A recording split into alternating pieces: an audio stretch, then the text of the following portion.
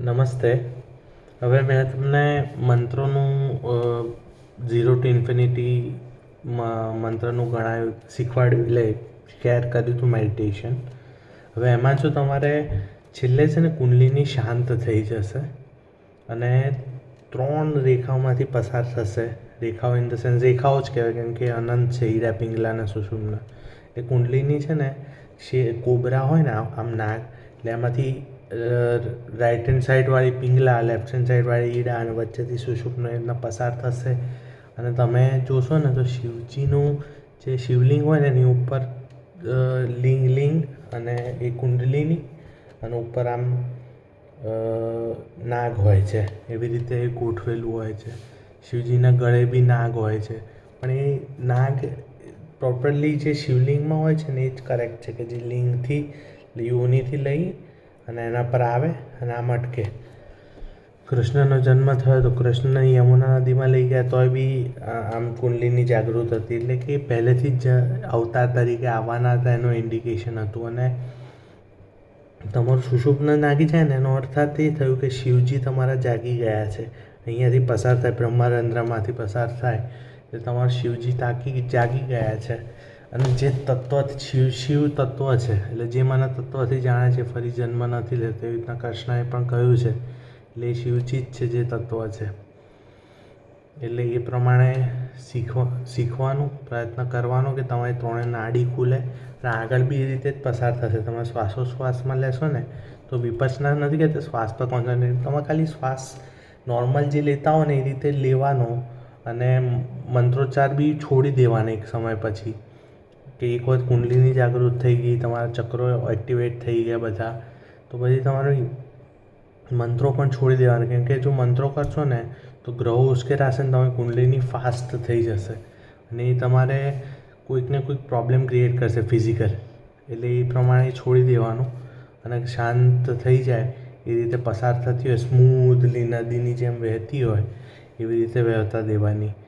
બીજું મારે શું કહેવું હતું કે આવી રીતના કુંડલીની પસાર થઈ જાય શીર્ષનાગની જેમ, ત્યારે તમે શાંતિ અનુભવશો અને તમે એ તમારા લિંગ પ્રત્યેનું, મને ઇન્ફેક્શન બી થયું લિંગ પર, કેમ કે મેં આ પ્રયત્નો કર્યા. એટલે ફિઝિકલ પ્રોબ્લેમ બી થશે થોડા ઘણા, પણ એ મટી જશે ધીમે ધીમે, મટી બી જાય ઇન્ફેક્શન. મને ઇન્ફેક્શન થયું થોડું, તો મેં બંધ કરી દીધું. એટલે મેં ક્રીમ લગાવ્યું અને ધ્યાન થોડા દિવસ બંધ કરી દીધું, પછી પાછું ચાલુ કર્યું તો સ્મૂથ થઈ ગઈ હતી. એટલે ક્યાંક નમો ને તો બી સારું રહે છે. કે હું સોમનાથ ગયો અને નમ્યો તો મારી કુંડલીની શાંત થઈ. ત્યાં મંદિરમાં ગયો તો ગર્ભગૃહમાં મને અહીંયા આજ્ઞાચક્ર પર દુખ્યું. આજ્ઞાચક્ર પર આવે ને સુષુમ્ન નાડી એટલે એનો મતલબ કે તમે શાંત થઈ ગયા છો. મારે ઘણીવાર આવતી હતી ને જતી હતી, પણ હવે છેલ્લા 3 દિવસથી કન્ટિન્યુઅસ છે અને એની પહેલાં બી કન્ટિન્યુઅસ હતી. એટલે પ્રોબ્લેમ નહોતો પડતો મને એટલો. આ એક વખત થયું એટલે હું તમને ચેતવવા માટે વિડીયો બનાવ્યો છે. એટલે તમારી 3 નાડી ખુલી જાય, ઈડા, પિંગલા અને સુષુમ્ના, એનો મતલબ સમજો કે તમારું મેડિટેશન કમ્પ્લીટ થઈ ગયું છે. પછી એને કન્ટિન્યુઅસ રાખવું છે કે તમારે એને છોડી દેવું છે, એ તમારા પર ડિપેન્ડ કરે છે. કન્ટિન્યુઅસ રાખશો તો ફાયદો એ થશે કે જે હેલ્થ તમારી બેનિફિટ મળ્યો છે એના કારણે, મેડિટેશનના કારણે હેલ્થ બેનિફિટ મળ્યા કરશે. અને બંધ કરી દેશો તો કદાચ હેલ્થ બેનિફિટ જતો રહે. એટલે મેડિટેશન રોજ કરવું જોઈએ કે જેથી તમારું મન શાંત રહે, અને મન શાંત રહેશે, બુદ્ધિ શાંત રહેશે. મન શાંત રહેશે અને બુદ્ધિ શાંત રહેશે ને તો બધા જ અવયવો બીજા બધા બી સ્મૂથલી શાંત થઈ જાય. વિચારોના વમળો ચાલ્યા કરશે ને ત્યાં સુધી પ્રોબ્લેમ્સ ક્રિએટ થયા કરશે. સટોરી આવે જાય એ વાત અલગ છે, એટલે સડન અવેકનિંગ અને કોઈ વિચાર એકદમ જ આવી જાય ને એ જાય તો એ વાત અલગ છે, એને પોસ્ટ કરી દો તમારી ઈચ્છા હોય તો. પણ એના સિવાય તમે કેવું છે, ફેમિલી પ્રોબ્લેમ્સ કે કોઈ ઇશ્યુને લઈને તમે કન્ટિન્યુઅસ વિચાર્યા કરવું હોય છે ને એ પ્રોબ્લેમ છે. ક્ષણિક વિચાર આવે અને તમે એને પોસ્ટ કરો કે તમે એના પર વિચારો કે વાગોળો ને એ વાત અલગ છે.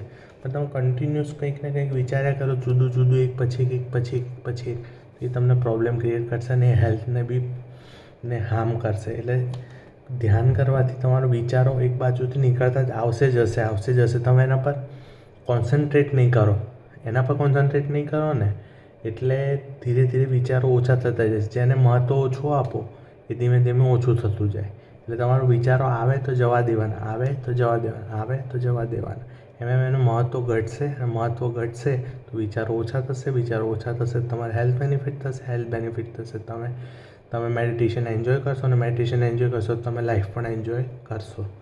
નમસ્તે. Thank you.